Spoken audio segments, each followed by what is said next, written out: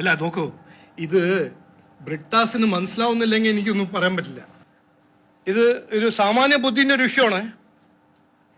Infant mortality കമ്മിയാവുന്നു, അത് നല്ല കാര്യമാണ്. ഏറ്റവും കമ്മിയാനുള്ള സ്റ്റേറ്റ് കേരളമാണ്, അതും നല്ല കാര്യമാണ്.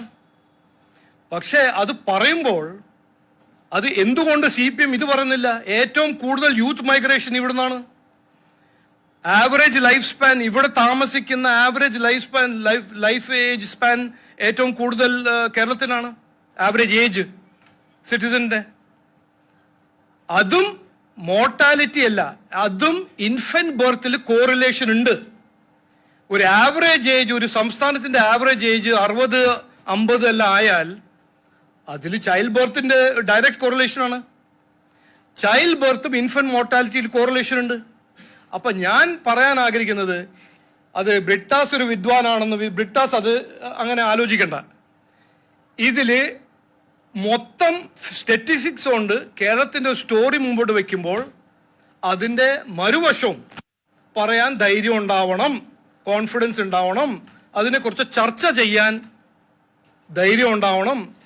എന്റെ പൊന്നു രാജീവ് ചന്ദ്രശേഖരെ, എനിക്ക് നിങ്ങളോട് വലിയ ബഹുമാനമുള്ള ആളാണ്. നിങ്ങളൊരു സംരംഭകരാണ്, അമേരിക്കയിൽ ബിഗ് ടെക് കമ്പനികളിൽ പ്രവർത്തിച്ച ആളാണ്, കേന്ദ്രമന്ത്രിയായിരുന്നു, ഒരു മാധ്യമ സംരംഭത്തിന്റെ മേധാവിയാണ്.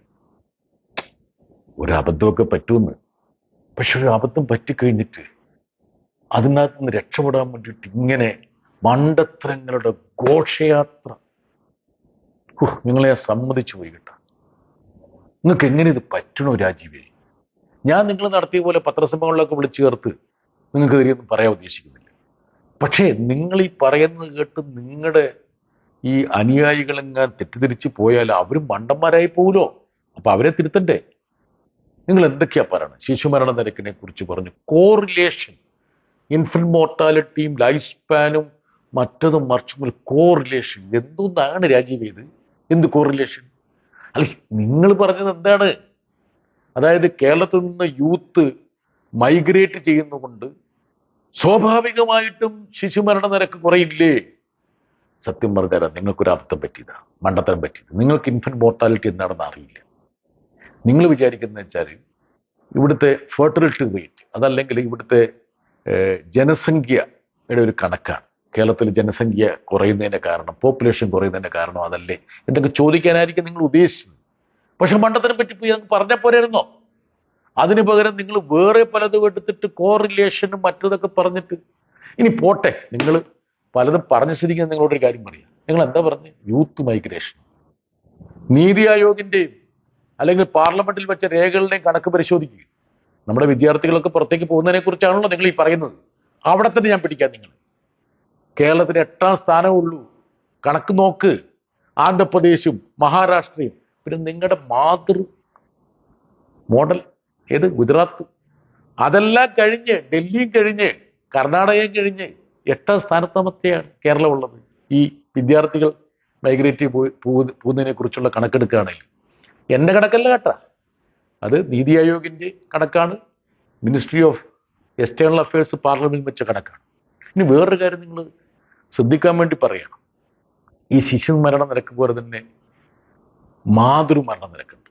ശിശുമരണ നിരക്ക് 1000 കുട്ടികൾ ജനിക്കുമ്പോൾ അവർ ഒരു വർഷത്തിനിടയിൽ എത്ര പേര് മരിക്കുന്നുള്ളതാണല്ലോ, നമ്മൾ നേരത്തെ വിശദീകരിച്ച, നിങ്ങൾക്കത് ബോധ്യപ്പെട്ടില്ലെങ്കിലും. ഇനി മാതൃമരണ നിരക്കുണ്ട്. അതായത് 1 ലക്ഷം പ്രസവത്തിൽ എത്ര അമ്മമാർ മരിക്കുന്നു. അതാരാ പുറത്തിറക്കിയത് നിങ്ങൾക്കറിയാലോ? മിനിസ്ട്രി ഓഫ് ഹോം അഫയേഴ്സ് ആണ്. 2021 മുതൽ 23 വരെ കമ്പയർ ചെയ്ത കണക്ക്, 3 വർഷത്തെ കണക്ക് കഴിഞ്ഞ വർഷം സെപ്റ്റംബറിലാണ് പുറത്തിറക്കിയത്. ആ കണക്ക് ഞാൻ വായിക്കട്ടെ രാജീവ് ചന്ദ്രശേഖരൻ. ആ കണക്ക് പ്രകാരം നിങ്ങളുടെ മാതൃ സംസ്ഥാനമായ ഉത്തർപ്രദേശ് 1 ലക്ഷം പ്രസവത്തിൽ അമ്മമാർ മരിക്കുന്ന കണക്ക് നോക്കിയാൽ 141, മധ്യപ്രദേശ് 142, ഛത്തീസ്ഗഡ് 146, നിങ്ങളുടെ മറ്റൊരു സംസ്ഥാനമായിട്ടുള്ള ഒഡീഷ 153, അസ്സാം 110, കേരളത്തിലെന്നറിയോ 30. അതാ കോവിഡ് കാലത്തെ ചില മരണങ്ങൾ ഒഴിവാക്കി കഴിഞ്ഞാൽ സാധാരണഗതിയിൽ ഒരു 19-നും 30-നും ഇടയ്ക്കാണ് കേരളത്തിന്റെ സംഖ്യ. ഇതൊക്കെ കേരളത്തിന്റെ ആരോഗ്യ മേഖലയുടെ ഒരു മേന്മയല്ലേ? നമുക്ക് ഈ മൈഗ്രേഷൻ ഉള്ളൊരു പുത്രിയല്ലെന്ന് നമ്മൾ പണ്ട് കൊളംബിലേക്ക്, മലേഷ്യയിലേക്ക്, സിംഗപ്പൂരിലേക്ക് പോയില്ലേ? പക്ഷെ നിങ്ങളിത് എടുത്തു വെച്ചിട്ടെന്തോ കേരളത്തിനെന്തോ തകരാറുണ്ടെന്ന് സ്ഥാപിക്കാൻ ശ്രമിക്കുമ്പോഴാണ് ഞാൻ ഈ കണക്ക് അവതരിപ്പിക്കുന്നത്. ഞാനൊരു ദേശീയ ചാനലിന് നൽകിയ ഒരു പോഡ്കാസ്റ്റ് ആയിരുന്നല്ലോ നിങ്ങളെ പ്രകോപിപ്പിച്ചൊരു വിഷയം. എനിക്ക് നിങ്ങൾക്ക് ഒരു ഉപദേശം മാത്രമേ തരാനുള്ളൂ. ദയവ് ചെയ്ത് ഒരു മണ്ടത്തരം പറ്റിയാൽ അത് മണ്ടത്തരമാണെന്ന് പറഞ്ഞ് ഏറ്റു പറയുക. അത് ക്ലീൻ സ്ലേറ്റിൽ നമുക്ക് തുടങ്ങാം. പിന്നെ ഈ പറയുന്ന പോലെ അബദ്ധങ്ങളുടെ ഒരു ഘോഷയാത്ര നടത്തി നിങ്ങൾ സ്വയം അപഹാസ്യനാകും. നിങ്ങളൊരു പദവി അലങ്കരിക്കുന്ന ആളാണ്. എനിക്ക് നിങ്ങളോട് വലിയ ബഹുമാനമുണ്ട്. അതുകൊണ്ട് പറ്റുമെങ്കിൽ ഈ ഉപദേശം നിങ്ങൾ സ്വീകരിക്കുക. നിങ്ങളുടെ നന്മയ്ക്ക് വേണ്ടിയാണ് ഞാൻ പറയുന്നത്. Thank you.